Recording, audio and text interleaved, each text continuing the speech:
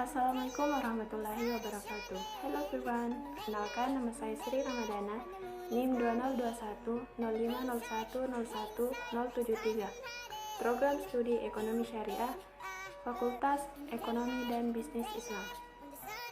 Di video kali ini saya akan menjelaskan konsep dasar pembiayaan. Ada 5. Yang pertama, definisi pembiayaan syariah. Kedua, prinsip pemberian pembiayaan bank syariah. Ketiga, jenis pembiayaan bank syariah. Keempat, akad pembiayaan bank syariah. Dan yang kelima, kolektabilitas atau kualitas pembiayaan bank syariah. Baik, saya akan jelaskan dulu definisi pembiayaan syariah. Pembiayaan syariah adalah kegiatan berupa penyediaan dana atau barang dari pihak bank kepada nasabah sesuai kesepakatan yang mewajibkan pihak yang dibiayai untuk mengembalikan dana atau barang setelah jangka waktu tertentu dengan imbalan atau bagi hasil yang didasari prinsip syariah, yaitu prinsip mudharabah, musyarakah, murabahah, dan ijarah. Selanjutnya, prinsip pemberian pembiayaan bank syariah. Prinsip ini ada 4. Yang pertama, pembiayaan dengan prinsip jual beli. Kedua, pembiayaan dengan prinsip sewa. Ketiga, pembiayaan dengan prinsip bagi hasil. Keempat, pembiayaan dengan akad pelengkap. Selanjutnya, jenis pembiayaan bank syariah. Ada 5. Yang pertama, pembiayaan modal kerja syariah. Pembiayaan modal kerja syariah merupakan pembiayaan dengan periode waktu pendek ataupun panjang yang diperuntukkan bagi para pengusaha yang membutuhkan tambahan modal kerja sesuai dengan prinsip-prinsip syariah. Kedua, pembiayaan investasi syariah, di mana pembiayaan investasi syariah merupakan pembiayaan jangka pendek atau jangka panjang untuk melakukan pembelian barang-barang modal yang diperlukan dalam membuka atau mendirikan usaha baru, relokasi proyek, ekspansi ataupun penggantian mesin-mesin pabrik.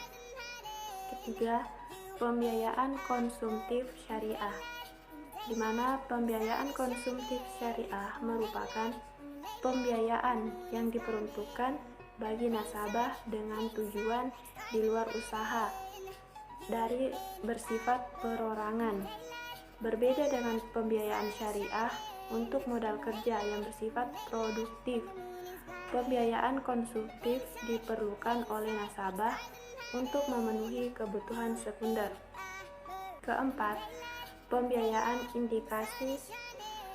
Indikasi adalah fasilitas pemberian kredit yang merupakan hasil kerjasama antara 2 atau lebih bank lembaga pembiayaan kepada debitur untuk suatu pembiayaan proyek, baik dalam bentuk investasi maupun modal kerja dengan syarat dan ketentuan kredit yang disepakati oleh para pihak. Yang kelima, ada disebut dengan pembiayaan letter of credit. Letter of credit atau LC adalah salah satu metode pembayaran yang digunakan dalam perdagangan internasional. Dengan metode ini, pihak eksportir dapat menerima pembayaran langsung tanpa menunggu berita dari luar negeri. Selanjutnya, akad pembiayaan bank syariah.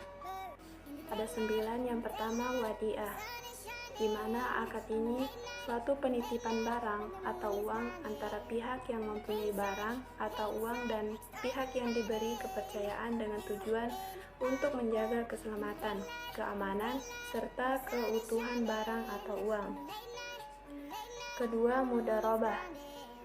Akad ini adalah suatu kerjasama usaha antara pihak pertama atau malik sahibul mal, bank syariah yang menyediakan seluruh modal, dan pihak kedua atau disebut dengan amil mudharib atau nasabah yang bertindak selaku pengelola dana dengan kesepakatan yang dituangkan dalam akad, sedangkan kerugian ditanggung sepenuhnya oleh bank syariah, kecuali jika pihak kedua melakukan kesalahan yang disengaja, lalai atau menyalahi perjanjian. Yang ketiga, musyarakah. Akad ini adalah suatu kerjasama antara dua pihak atau lebih untuk usaha tertentu yang masing-masing pihak memberikan porsi dana kepada masing-masing tersebut. Yang keempat, murabahah, akad pembiayaan suatu barang dengan menegaskan harga belinya kepada pembeli dan pembeli membayarkan dengan harga yang lebih sebagai keuntungan yang sudah disepakati. Kelima, salam. Akad pembiayaan salam adalah suatu barang dengan cara pemesanan dan pembayaran harga yang dilakukan terlebih dahulu dengan syarat tertentu yang sudah disepakati. Yang keenam, istisna. Istisna adalah akad pembiayaan barang dalam bentuk pemesanan, pembuatan barang tertentu yang disepakati antara pemesanan atau pembeli, atau biasa disebut dengan mustasni, dan penjualan atau pembuat, atau biasa disebut dengan sani. Yang ketujuh, ijarah, akad pembiayaan dana dalam rangka memindahkan hak guna atau manfaat dari suatu barang atau jasa berdasarkan transaksi sewa, tanpa diikuti dengan pemindahan kepemilikan barang itu sendiri. Yang kedelapan, ijarah muntahiyat bin tamlik, di mana ijarah muntahiyat bin tamlik ini adalah akad penyediaan dana dalam rangka memindahkan hak guna atau manfaat dari suatu barang atau jasa berdasarkan transaksi sewa dengan opsi pemindahan kepemilikan barang. Yang kesembilan, akad qard. Qard adalah pinjaman dana kepada nasabah dengan ketentuan bahwa nasabah wajib mengembalikan dana yang diterimanya pada waktu yang telah disepakati. Yang terakhir, kolektabilitas atau kualitas pembiayaan bank syariah. Di sini kita menganalisa bagaimana pembiayaan yang menilai sebesar kemampuan dan kesediaan debitur mengembalikan pembiayaan yang mereka pinjam dan membayar margin keuntungan dan bagi hasil sesuai dengan isi perjanjian pembiayaan. Berdasarkan penilaian ini, bank dapat memberikan tinggi rendahnya risiko yang akan ditanggung.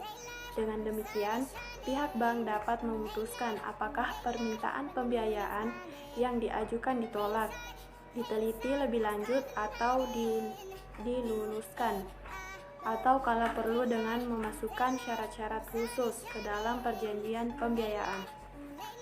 Sekian dari saya, lebih dan kurangnya mohon dimaafkan. Wassalamualaikum warahmatullahi wabarakatuh.